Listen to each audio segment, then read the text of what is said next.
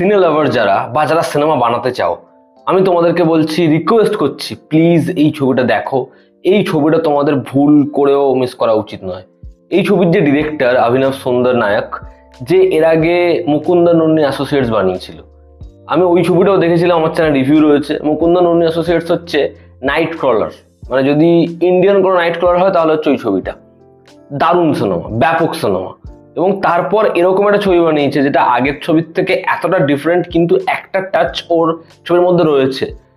এবং তোমরা যখন এই ছবিটা কমপ্লিট করবে না, তোমরা বুঝতে পারবে যে এই ডিরেক্টরটা কতটা আন্ডাররেটেড এবং ও কি সিনেমা বানিয়ে ফেলেছে। আমি তোমাদেরকে হাইলি রেকমেন্ড করছি এই ছবিটা দেখো। ছবির নাম হচ্ছে মলিউড টাইমস। এই ছবিতে মুখ্য চরিত্রে অভিনয় করেছে নাসলিন। এই ছবিটা মালায়ালামে ভালো ওপেনিং নিয়েছিল, বাট তারপর ছবিটা বক্স অফিসে খুব বড় সাফল্য আনতে পারে না। এখন হিন্দি ডাবিং এর সাথে জিও প্লাস হটস্টারে আছে।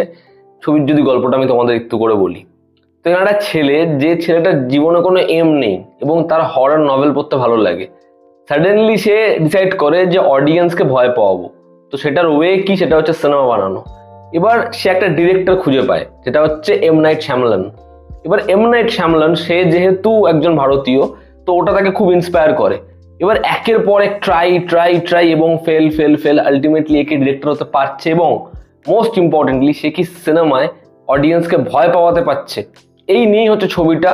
আমি তোমাদের বলছি, প্লিজ এই ছবিটা দেখো। এই ছবিটা যে এক্সপেরিমেন্টগুলো করতে পেরেছে, এটা কিন্তু ম্যাক্সিমাম সিনেমা করতেই পারবে না। মানে এরকম একটা ন্যারেটিভ, তার মধ্যে এত কিছু রয়েছে এবং যেভাবে গল্পটাকে নিয়ে গেছে, চিত্রনাট্য যেভাবে জিনিসপত্রগুলো দেখিয়েছে, আমার একটা দারুণ মজার সিনেমা মনে হয়েছে। আমি তোমাদের বলছি, খুব খুব ভালো ছবি। এটা একটা ডার্ক ছবি, কিন্তু তোমাদের ভালো লাগবে এই ছবিটা। যারা একটু হাটকে কিছু দেখতে চাও, মলিউড টাইমস দেখো। এই ধরো মুকুন্দ নন্দি অ্যাসোসিয়েটস বা তুমি নাইট ক্রলার জেক জিলেনহলের, দেখবে ওখানে একটা জিনিস হচ্ছে, যখন ওই ক্যারেক্টারটা নিজের গ্রিডিনেসের জন্য এমন এমন কিছু জিনিসপত্র করছে যেগুলো আমাদের ভীষণ আনইজি ফিল হয়, যে এটাও করতে পারছে কি করে।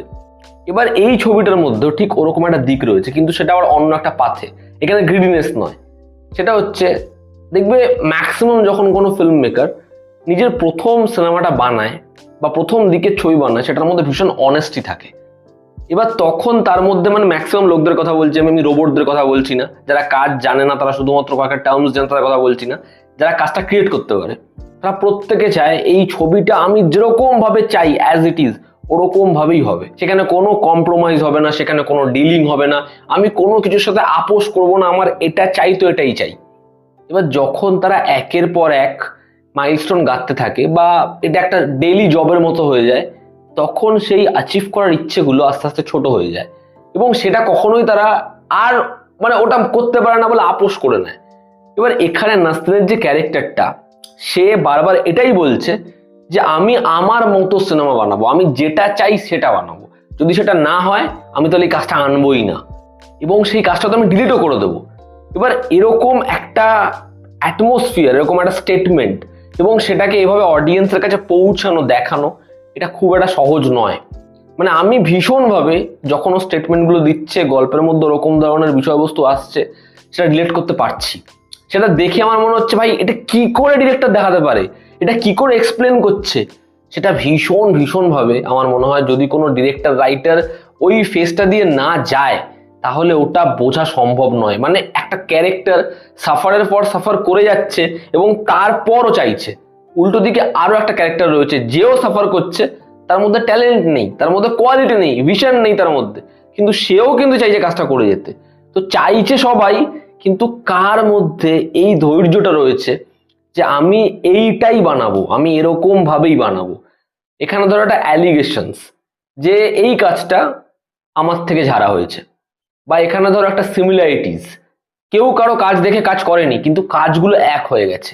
এই প্রত্যেকটা বিষয় গল্পের মধ্যে যেভাবে আসে, যেরকম ডিটেলিং এর সাথে আসে, সেটা ভীষণভাবে অবাক করাবে তোমাকে। রাইটিং এরকম, এবং সেটা কিন্তু কোথাও একটা গিয়ে ডার্ক অ্যাপ্রোচেই আসছে। মানে সবসময় তো এরকম কোনো মানে নেই ডার্ক সিনেমা মানেই সেটা এমন ভাবে হবে সেটা তোমাকে ডিস্টার্ব করাবে, তোমাকে একটা আগলি ফিল করাবে, নয় তো। এই ছবিটার যে ডার্ক টোনটা, সেটা তুমি বুঝতে পারবে ছবিটা কিভাবে নিয়ে গেছে ওই ক্যারেক্টারের ফিলিংস, ওর সাথে যা যাবতীয় জিনিসপত্র হচ্ছে সেটার দ্বারা। এই ছবিটার যে হিউমার, সেটা ভীষণ ভীষণ মজার। এবং যারা সিনেমার দর্শক তাদের সেই মজাটা ভালো লাগবে আমার মনে হয়। এখানে পারফর্মার নাসলিন, সে আগামী দিনে আরো আরো অনেক নাম করবে, অনেক বড় জায়গায় যাবে। আমার নাসলিনকে এই ছবিতে ব্যাপক লেগেছে, জাস্ট দারুণ লেগেছে।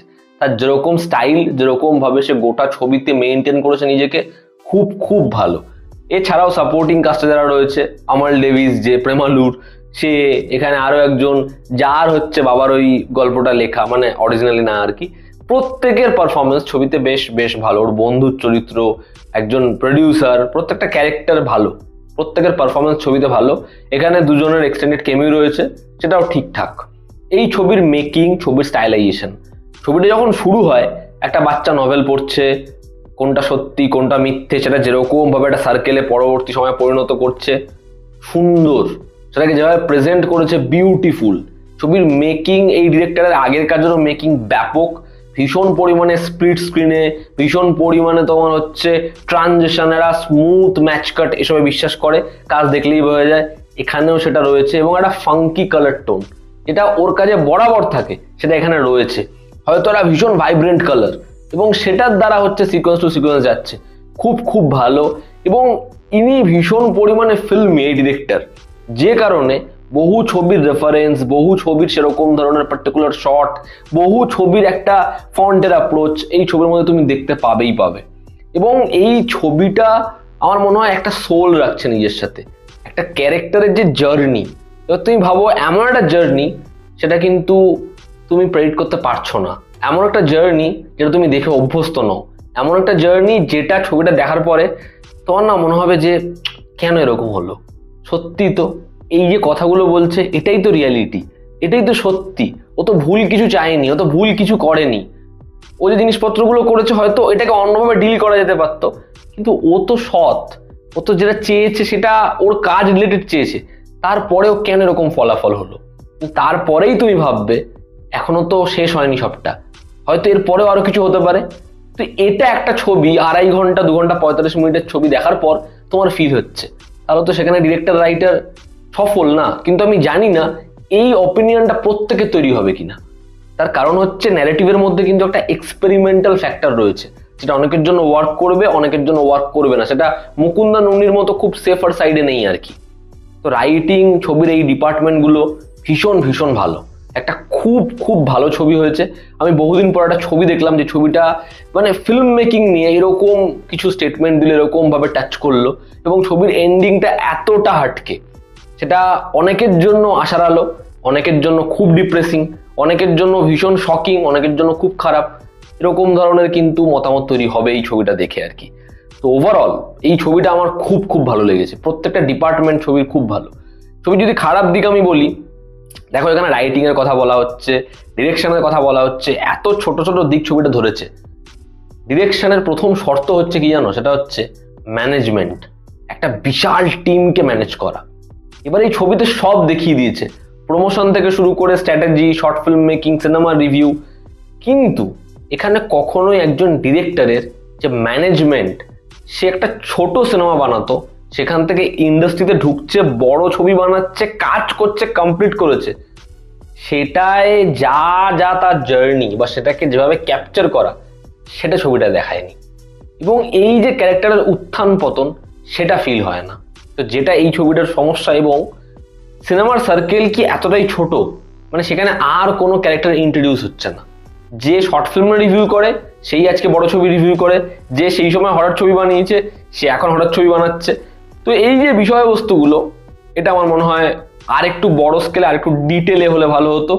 এবং ওর যে সিনেমা, ওই সিনেমা বাস্তব বাস্তব সিনেমাটাকে ও কিভাবে দেখছে, ওই প্রোডাক্টের কিছুটা পরিমাণ হলেও আমাদের দেখানো উচিত ছিল আর কি, যেটা এখানে খুবই সামান্য দেখিয়েছে। বাট ওভারঅল মলিউড টাইমস ভীষণ ভালো ছবি, দেখো, মজা পাও, এই ছিল আমার ওপিনিয়ন। তোমরা যারা দেখে নিয়েছো অলরেডি, তোমাদের কি অপিনিয়ন জানিও। জনতা আমাদের পাশে আছে, আবার দেখা হচ্ছে, টেক কেয়ার।